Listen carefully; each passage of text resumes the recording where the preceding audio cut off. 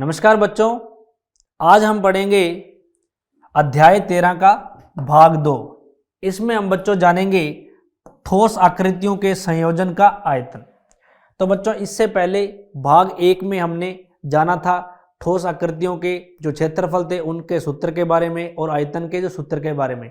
और बच्चों हमने जो प्रश्न किए थे वो थे ठोस आकृतियों के संयोजन से बनने वाली जो आकृतियां थी यानी कि उनका क्षेत्रफल के बारे में।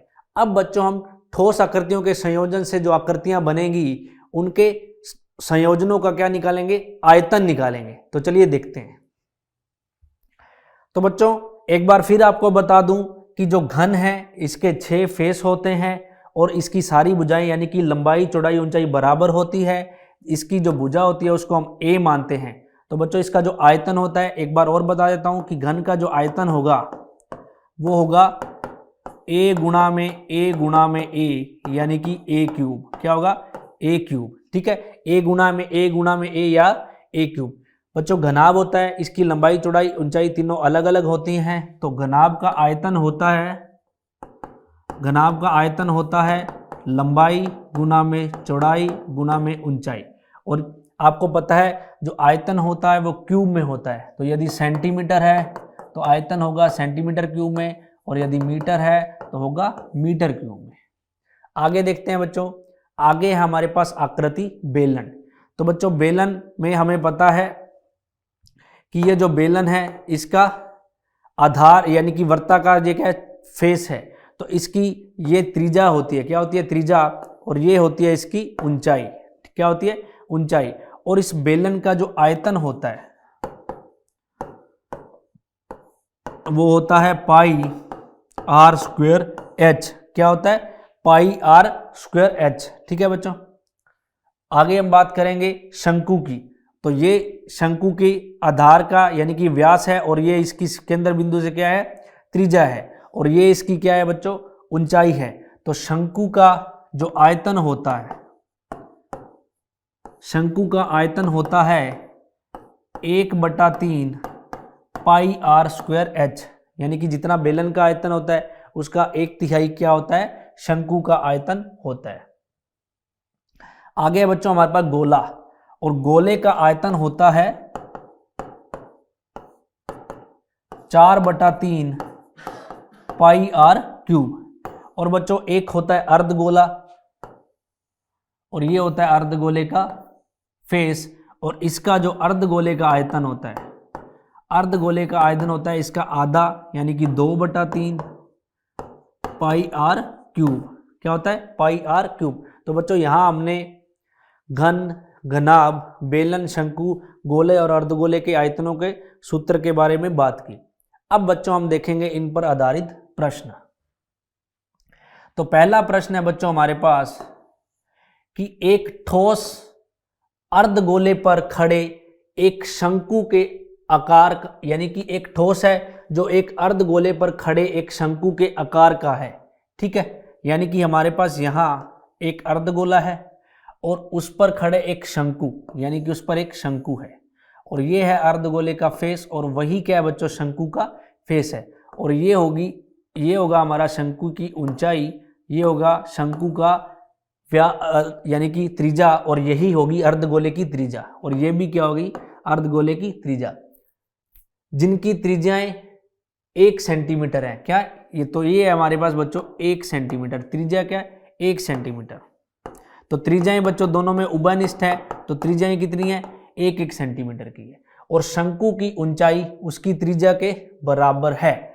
यानी कि शंकु की ऊंचाई है जो, ये भी बच्चों 1 सेंटीमीटर ही है। तो शंकु की जो ऊंचाई है वो क्या है? 1 सेंटीमीटर ही है। अब हमसे पूछ रहा है कि इस ठोस का आयतन पाई के पदों में ज्ञात कीजिए, यानी कि पाई का मान हमें नहीं रखना। तो ठोस का आयतन होगा बच्चों बराबर में अर्धगोले का आयतन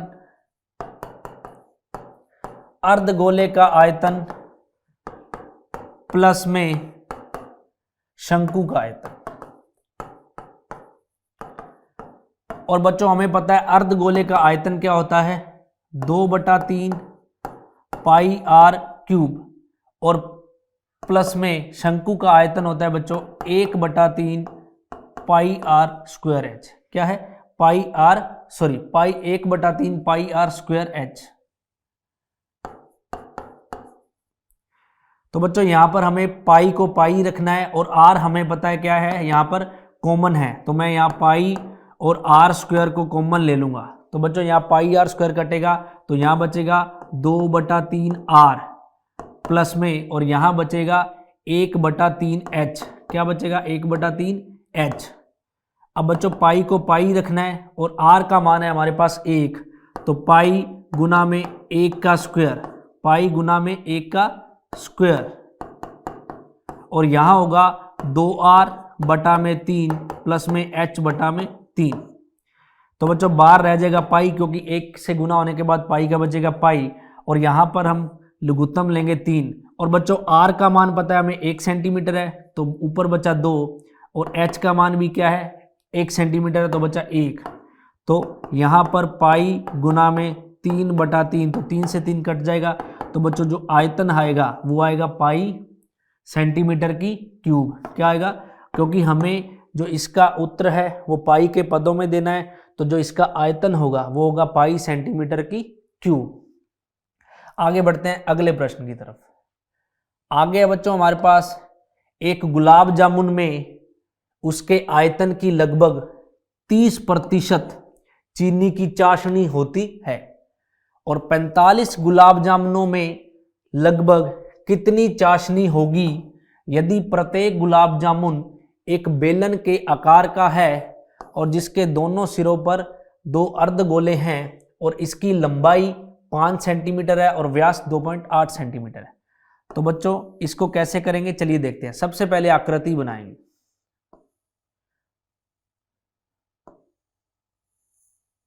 तो बच्चों ये है गुलाब जामुन 1, यानी कि, और ये है इसका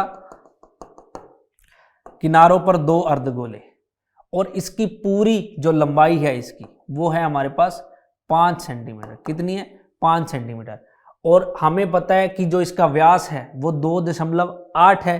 तो बच्चों इसकी त्रिज्या कितनी होगी, यानी कि यहां तक ये होगी इसकी त्रिज्या और ये भी इसकी त्रिज्या होगी, और अगर वो 2.8 है तो ये होगी 1.4।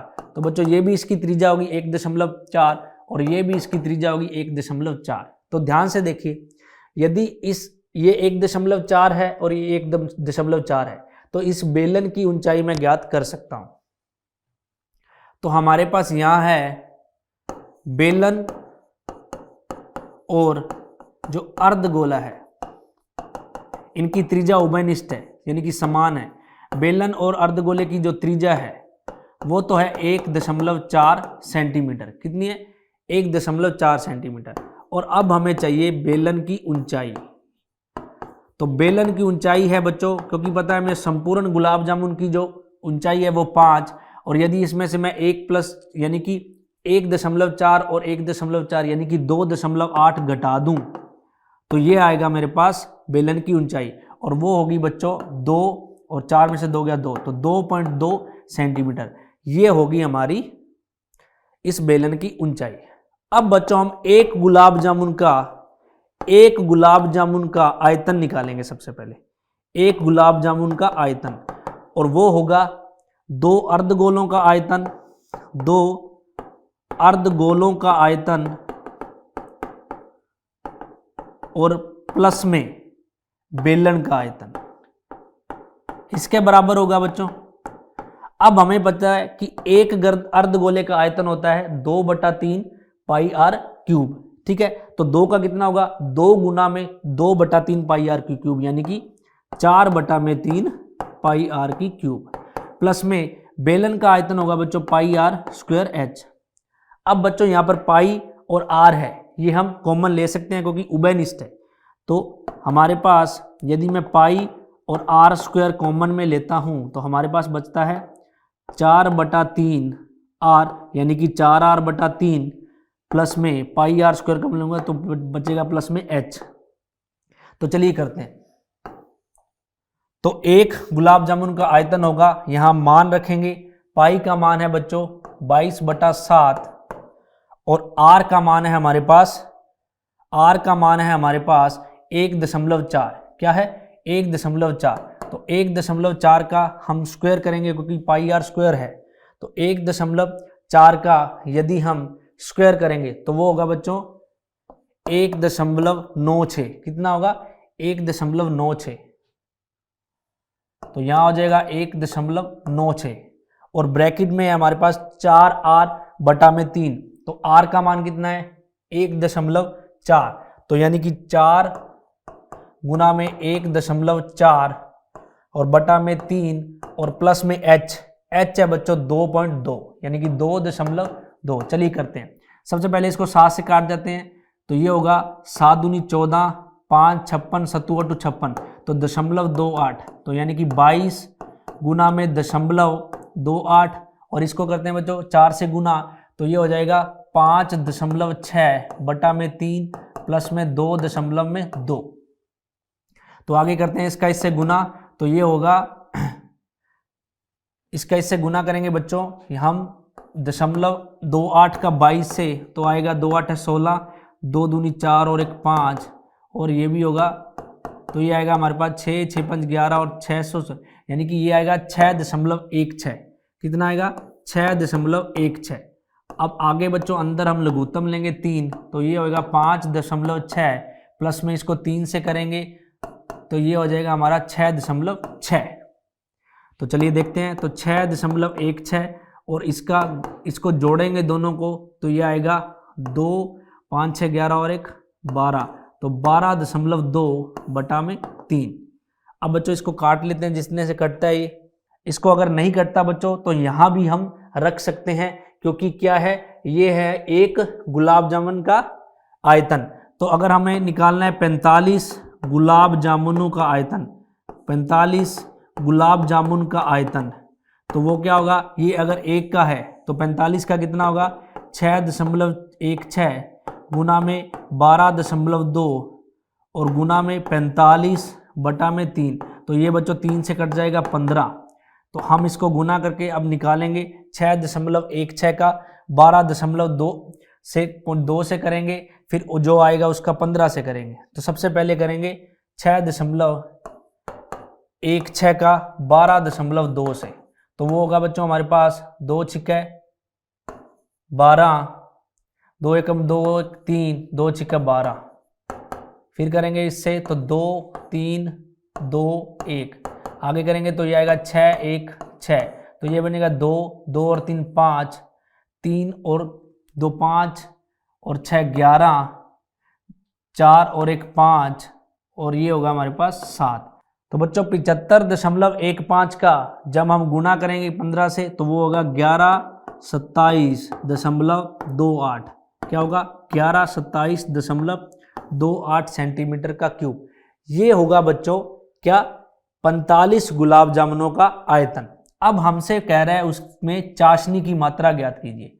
तो चाशनी की मात्रा होगी बच्चों, चाशनी की मात्रा जितना आयतन है उसका 30% होगी, तो 1127.28 गुना में 30 बटा में 100। तो इसको 1 से काट देंगे 0 से, और आगे बच्चों यहाँ पर 1 पॉइंट और बढ़ जाएगा, तो ये हो जाएगा 112.72 अप्रोक्सीमेट, और उसको 3 से गुना करेंगे बच्चों। क्या करेंगे 3 से गुना करेंगे, तो ये हो जाएगा 3 दूना 6, 3 7 21, 3 दूना 6, 6 और 2 8, 3 एकम 3 और 3 एकम 3, तो लगभग बच्चों 338.16 सेंटीमीटर की क्यूब क्या होगी, इसमें चाशनी की मात्रा होगी लगभग 338.16 सेंटीमीटर की क्यूब। आगे बढ़ते हैं बच्चों अगले प्रश्न की तरफ। आगे प्रश्न है हमारे पास कि एक कलमदान घनाभ के आकार की एक लकड़ी से बना है। तो बच्चों कलमदान का मतलब होता है जिसमें हम कलम को रखते हैं, जिसमें कलम रखने के लिए 4 शंक्वाकार गड्ढे बने हुए हैं, और ये पूरा जो घनाभ है इसकी विमाएं हैं 15 सेंटीमीटर, 10 सेंटीमीटर और 3 सेंटीमीटर, और कहता है कि प्रत्येक गड्ढे की त्रिज्या 0.5 सेंटीमीटर है और गहराई भी दी हुई है शंकु की। तो हमें कहता है कि कलमदान में लकड़ी का आयतन ज्ञात कीजिए।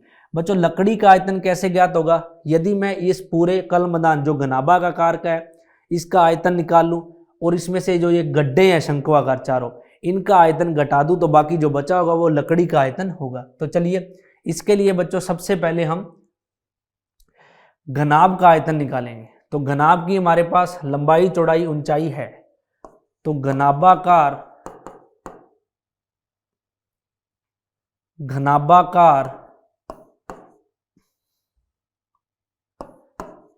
कलमदान का आयतन क्या होगा? हमें पता है घनाभ का आयतन होता है L बिना B गुना H। L है हमारे पास 15 गुना में B है हमारे पास 10 और ये है 3.5। तो बच्चों 3.5 जब 10 से हो जाएगा तो बन जाएगा 35 और इसका करेंगे 15 5 75, 15 3 45, 45 और 7 52, तो ये होगा 525 सेंटीमीटर की क्यूब हमारे पास जो घनाभाकार कलमदान है उसका आयतन। आगे बच्चों हमसे पूछ रहा है लकड़ी का आयतन, उसके लिए हमें क्या करना होगा? चारों शंकु का आयतन इसमें से घटाना होगा। तो देखते हैं हमारे पास जो शंकु है, तो शंकु की ऊंचाई देखते हैं कितनी है। शंकु की ऊंचाई है यानी कि गहराई वो है 1.4 सेंटीमीटर और शंकु की जो त्रिज्या है वो है हमारे पास 0.5 सेंटीमीटर। ठीक है बच्चों, तो हम क्या करते हैं, सबसे पहले एक शंकु का आयतन ज्ञात करते हैं। एक शंकु का आयतन वो क्या होगा? एक शंकु का जो आयतन होता है बच्चों वो होता है 1/3 पाई आर स्क्वायर एच, ये होगा एक शंकु का आयतन। और ऐसे कितने हैं बच्चों? 4 गड्ढे हैं, तो 4 शंकु का आयतन क्या होगा? 4 शंकु का आयतन क्या होगा? तो 4 शंकु का बच्चों आयतन होगा 4 गुना में 1/3 पाई आर स्क्वायर एच, यानी कि 4/3 पाई आर स्क्वायर एच। तो पाई का मान होता है 22/7, आर हमारे पास है 0.5, तो 0.5 गुना में 0.5 और एच क्या है हमारे पास? एच है हमारे पास शंकु की 1.4। तो इसको काट देंगे बच्चों, ये कट जाएगा 0.2 से। आगे करते हैं इसको, तो 4 का 22 से करेंगे तो आएगा 88 और 5 को 5 से करेंगे तो ये आएगा 0.25 और 0.25 को 2 से करते हैं तो ये आएगा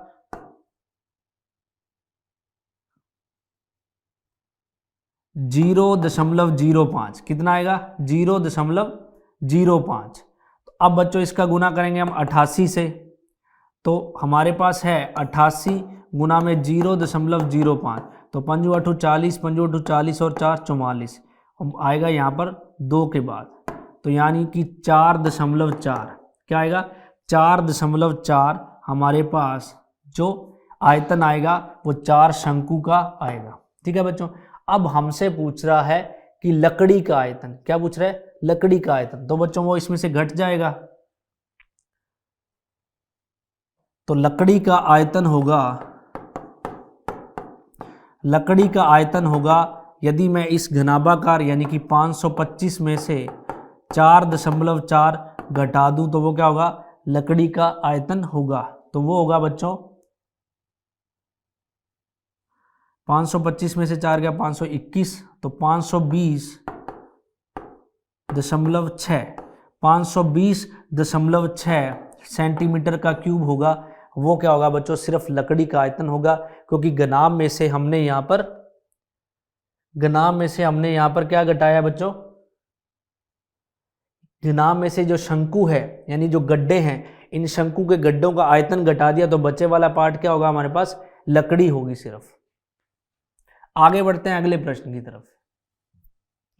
अगला प्रश्न है हमारे पास कि एक बर्तन एक उल्टे शंकु के आकार का है। एक बर्तन है बच्चों जो उल्टे शंकु के आकार का है, यानी कि वो इस प्रकार का है।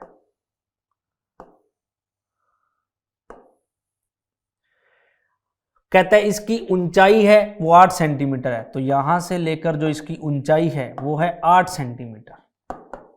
आगे हमें कह रहा है और इसके ऊपरी सिरे जो खुला हुआ है यानी कि यहां से ओपन है, इसका जो त्रिज्या है वो है 5 सेंटीमीटर और यह ऊपर तक पानी से भरा हुआ है, यानी कि इसमें क्या है, पानी है यहां तक। ठीक है बच्चों, आगे कह रहा है कि जब इस बर्तन में शीशे की कुछ गोलियां जिनमें प्रत्येक 0.5 सेंटीमीटर की है, यानी कि गोलाकार है, त्रिज्या वाला एक गोला है, डाली जाती हैं, तो इसमें भरे हुए पानी का 1/4 भाग बाहर निकल जाता है। और हमसे पूछ रहा है कि बर्तन में डाली गई शीशे की गोलियों की संख्या ज्ञात कीजिए। अब बच्चों सरल भाषा में अगर बात करूं, यदि मैं इस बर्तन का आयतन निकाल लूं तो वो क्या होगी, इसकी क्षमता होगी, यानी कि उसमें इतना पानी होगा, और उसमें यानी कि उसके बाद मैं क्या करूं, हमें कह रहा है कि 1/4 भाग क्या है, पानी का बाहर निकल जाता है जब इसमें गोलियां डाली जाती हैं। तो जितनी मेरी इसकी क्षमता आएगी उसका बच्चों मैं 1/4 निकालूंगा, तो वो पानी होगा जो बाहर निकल चुका है। तो बच्चों उस पानी की जगह अब किसने ले ली, गोलियों ने, यानी कि जो वो पानी का आयतन है जो बाहर गिरा है उसका जो आयतन है वो बराबर होगा उस गोलियों के आयतन के। तो बच्चों उसको हम बराबर रख के गोलियों की संख्या ज्ञात कर सकते हैं। तो उसके लिए सबसे पहले हमें क्या ज्ञात करना होगा, इस शंक्वाकार बर्तन का आयतन। तो शंक्वाकार बर्तन का आयतन ज्ञात करते हैं। तो शंक्वाकार बर्तन का आयतन क्या होगा बच्चों, हमें पता है शंकु का आयतन होता है 1/3 पाई आर स्क्वायर एच। तो 1/3 गुना में पाई का मान होता है 22/7 पाई आर स्क्वायर। आर बच्चों है 5, तो 5 गुना में 5 और एच है 8। तो देख लेते हैं यहाँ कुछ नहीं घटता, तो यहाँ हम इसको ऐसे भी रख सकते हैं जैसे ये है। तो ये होगा 25 8 है 200, तो 22 गुना में 200 बटा में 21। तो इसको करूँगा तो ये हो जाएगा 4400 बटा में 21। इसको बच्चों हम ऐसे भी रख सकते हैं क्योंकि आगे हम इसे सरल भाषा में काट लेंगे आगे जाके। तो 4400 बटा में 21 ये क्या होगा, शंकु का आयतन होगा। अब बच्चों इसका 1/4 भाग पानी में गिर जाता है, यानी कि तो बाहर निकले पानी का आयतन। तो बाहर निकले पानी का आयतन कितना होगा बच्चों, जितना इस शंकु का आयतन है उसका 1/4, यानी कि 4400 बटा में 21 गुना में 1/4, इसका 1/4 कर लेंगे तो बच्चों वो होगा 1100 बटा में 21।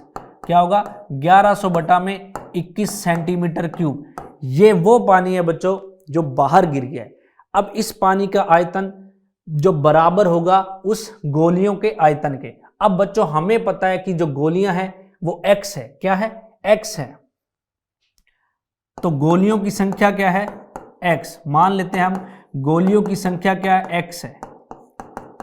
और हमें पता है गोली यानी कि गोलाकार है, तो एक गोले का जो आयतन होता है वो होता है 4/3 पाई आर क्यूब। और x गोलियां हैं तो यानी कि x गुना में 4/3 पाई आर क्यूब, ये बराबर होगा बच्चों 1100 बटा में 21 के, क्योंकि यही वो पानी है यानी कि गोलियों के डालने से जो बाहर आया, यानी कि इसका भार इनके भार के बराबर होगा। तो यहाँ पर बच्चों हम रख लेते हैं 4/3, उसको इधर ले जाएंगे तो करते हैं आर का मान, गोली की हमें दिया होगा, प्रत्येक गोली 0.5 की है। तो यानी कि x गुना में 4/3 गुना में 22/7 और गुना में 0.5 गुना में 0.5 गुना में 0.5 बराबर में क्या होगा 1100 बटा में 21। अब बच्चों x को छोड़कर बाकी सबको उधर ले जाएंगे तो यहाँ हो जाएगा 1100 बटा में 21। अब बच्चों ये 3 है, ये जाएगा ऊपर, उसके अलावा 7 है, ये भी जाएगा ऊपर, और बाकी सब आ जाएगा नीचे। यानी नीचे क्या आएगा 4 गुना में 22 और गुना में 0.5 गुना में 0.5 गुना में 0.5।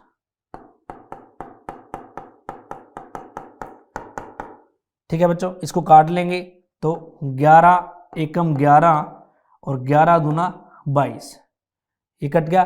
अब बच्चों ये तीनों के साथ जो दशमलव है इनसे हम ऊपर लगा देंगे 1 1 1, तो ऊपर लगा देंगे यहाँ पर हम 1000 3 जीरो से, और इनका दशमलव हट जाएगा। ठीक है, तो ये कुछ इस प्रकार दिखेगा हमको। तो इसको लिख लेते हैं आगे, 100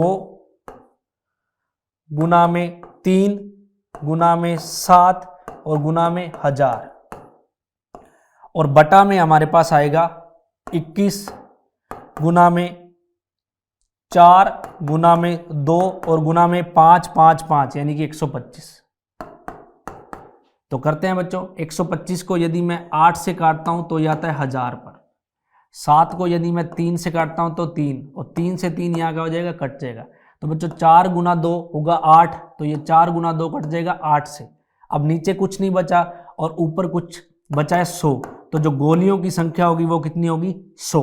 ठीक है बच्चों, तो ध्यान से देखना, यहाँ पर हमें पूछा था कि जो पानी जो बाहर आया है, तो बच्चों ऐसा प्रश्न कभी भी आए, कोई प्रश्न में कोई किसी भी आयतन के अंदर कोई चीज डाली जा रही है, तो जो बच्चों चीज बाहर आती है उसका जो आयतन यानी कि उसका जो भार होता है, जो अंदर डाली गई चीज के भार के बराबर होता है। तो यहाँ पर जो गोलियों की संख्या है वो कितनी होगी, 100। तो बच्चों इसी के साथ ही जो हमारा अध्याय 13 का भाग 2 है यहीं समाप्त होता है। इस अध्याय के भाग में बच्चों हमने जाना यानी कि ठोस आकृतियों के आयतन के बारे में। तो बच्चों आगे मिलते हैं इसी अध्याय के भाग 3 में, तब तक के लिए धन्यवाद।